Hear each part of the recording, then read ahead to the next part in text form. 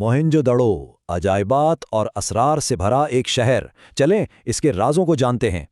सोचें जरा, एक तहजीब जो कदीम मिस्र से भी आगे थी, अचानक गायब हो गई। आखिर हुआ क्या? बात है 1922 की, जब एक आर्कियोलॉजिस्ट ने अनजाने में एक गुमशुदा शहर दरियाफ्त कर लिया। यही वो मोहरें थीं जिन्होंने वादी सिंध की अजीम तहजीब के राज से पर्दा उठाया। ये कोई छोटी मोटी बस्ती नहीं थी, बल्कि मिस्र और मेसोपोटामिया से भी बड़ी तहजीब थी। अंदाजन 50 लाख लोग 1400 से ज्यादा शहरों और देहातों में रहते थे। मोहनजोदड़ो बस इमारतों का ढेर नहीं था, ये तो शहरी मंसूबाबंदी का एक शाहकार था। शहर में सीधी गलियां, एक ऊंचा किला और पक्की ईंटों के बने 2 मंजिला घर थे।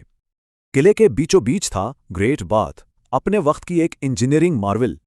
इस बड़े से तालाब में 2100 लीटर से ज्यादा पानी आ सकता था। कमाल है ना?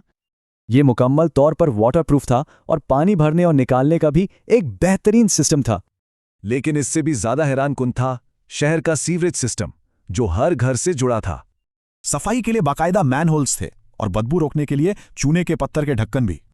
मोहेंजोदड़ो की जिंदगी एक बहुत ही मुनज़्ज़म और फलती फूलती माइशत के इर्द गिर्द घूमती थी। ये लोग वजन का एक बिल्कुल दुरुस्त और म्यारी निज़ाम इस्तेमाल करते थे, यानी तिजारत में कोई गड़बड़ नहीं। और इनका कारोबार सिर्फ मकामी नहीं था, मेसोपोटामिया से मिलने वाली मोहरें इसका सबूत हैं। कदीम तहरीरों में मेलोहा नामी दूर की जमीन का जिक्र है। माहिरीन कहते हैं ये वादी सिंध ही थी। यहां से लकड़ी, कीमती पत्थर और हाथीदान जैसी चीजें दूसरे मुल्कों को भेजी जाती थी। इतनी तरक्की के बावजूद उनकी जुबान यानी इंडस स्क्रिप्ट आज भी एक मुकम्मल राज है। 400 से ज्यादा अनोखी अलामतों वाली ये जबान तारीख की सबसे बड़ी पहेलियों में से एक है।